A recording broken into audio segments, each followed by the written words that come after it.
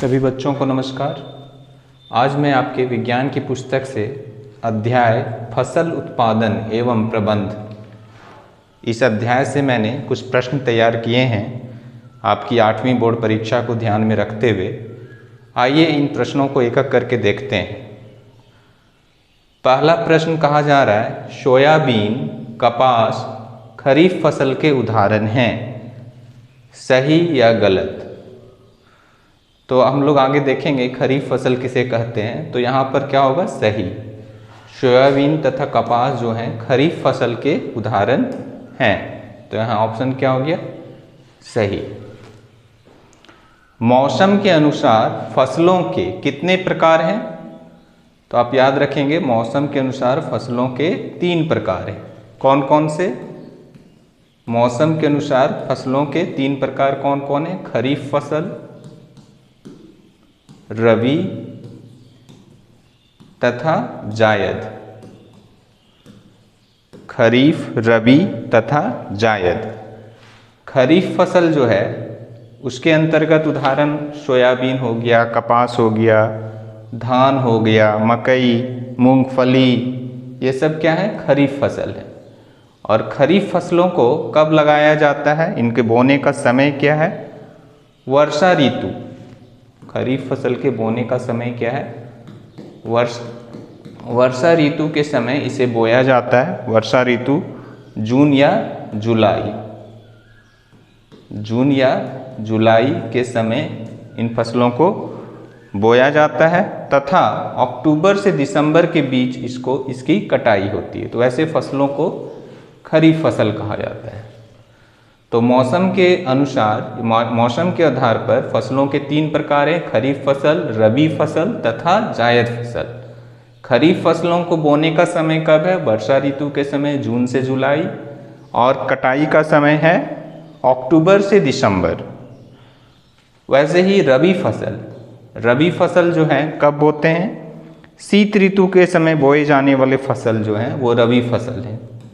रबी फसल जो है शीत ऋतु, ठंड के समय बोए जाने वाले फसल हैं।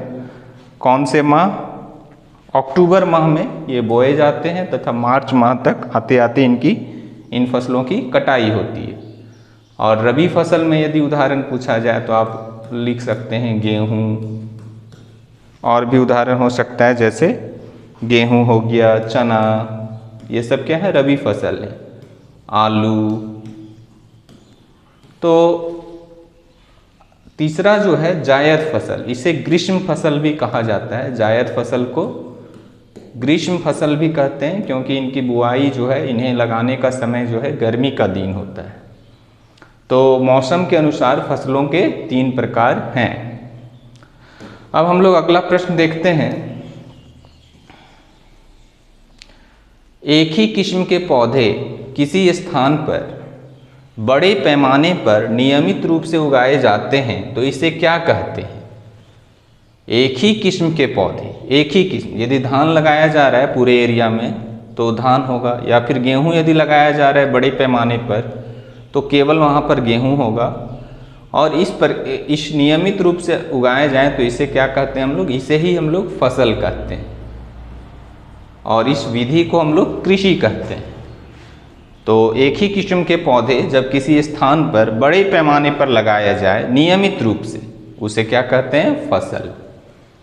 प्रश्न नंबर 4, गेहूं तथा चना कैसे फसल है? खरीफ, रबी या फिर जायद? यही पूछा जा रहा है। गेहूं, चना जो है वो किसके उदाहरण हैं? रबी फसल के उदाहरण। प्रश्न नंबर 5, फूलों, फलों एवं सब्जियों का बड़े पैमाने पर उत्पादन क्या कहलाता है? आप नाम याद रखेंगे, इसे हॉर्टिकल्चर कहते हैं। हॉर्टिकल्चर। हॉर्टिकल्चर क्या है? फूलों, फलों एवं सब्जियों का बड़े पैमाने पर उत्पादन हॉर्टिकल्चर कहलाता है। प्रश्न नंबर 6, रिक्त स्थान दिया है, कौन से 2 फसल हैं जो रेशेदार फसल के अंतर्गत आते हैं? रेशेदार फसल मीन्स जिससे हमें रेशा प्राप्त हो। तो आप यहाँ लिख सकते हैं जूट, जूट हो गया, कपास हो गया, ये सब क्या है? रेशेदार फसल हैं। अगला प्रश्न हम लोग देखते हैं। प्रश्न नंबर 7। अब देखिए यहाँ कहा जा रहा है कि दलहन फसल से कार्बोहाइड्रेट प्राप्त होता है। दलहन फसल से क्या प्राप्त होता है? कार्बोहाइड्रेट। क्या ये सही है या गलत है? तो यदि पोषक तत्वों के आधार पर हम फसलों को बांटे तो उसमें भी 3 तरह के फसल होते हैं। जैसे पोषक तत्व, पोषक तत्व में क्या क्या चीज़ आ जाते हैं? जैसे कार्बोहाइड्रेट, प्रोटीन्स, फैट्स, विटामिन्स,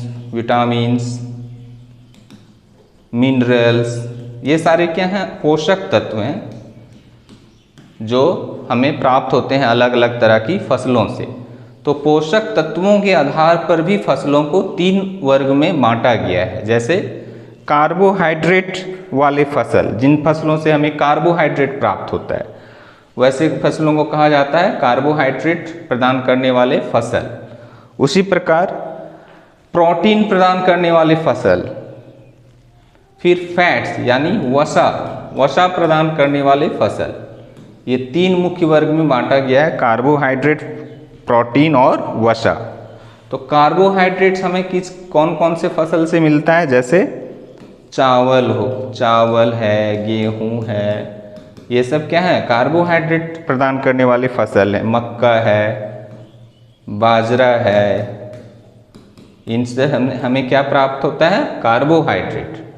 तो यहाँ पूछा जा रहा है दलहन फसल, दलहन जिनसे हमें दाल प्राप्त होता है, जैसे मटर हो गया, चना हो गया, अरहर हो गया। तो याद रखेंगे दलहन फसल जो है उससे हमें कार्बोहाइड्रेट्स नहीं प्राप्त होता है। क्या प्राप्त होता है? प्रोटीन्स। तो ये ऑप्शन क्या है? गलत। दलहन फसलों से हमें क्या प्राप्त होता है? प्रोटीन्स प्राप्त होता है। प्रश्न नंबर 8, खरीफ फसल का उदाहरण पूछा जा रहा है। तो आप 2 उदाहरण लिख सकते हैं। जैसे चावल हो गया, गेहूं हो गया, धान या मकई, मूंगफली, ये सब क्या है? मूंगफली क्या है? खरीफ फसल का उदाहरण है। सोयाबीन क्या है? सोयाबीन भी खरीफ फसल का उदाहरण है। तो ये सब लिख सकते हैं। स्वपोषी किसे कहते हैं? जो अपना भोजन स्वयं बनाए, उसे हम स्वपोषी कहते हैं। तो उसका उदाहरण, सबसे अच्छा उदाहरण है आपका पौधे। जो भी पौधे हैं वे अपना भोजन स्वयं बनाते हैं, उसे हम स्वपोषी कहते हैं। प्रश्न नंबर 10, खेतों में फसल उगाने की पद्धति को क्या कहा जाता है? इसे ही हम एग्रीकल्चर बोलते हैं, कृषि। खेतों में फसल उगाने की पद्धति को कृषि कहा जाता है।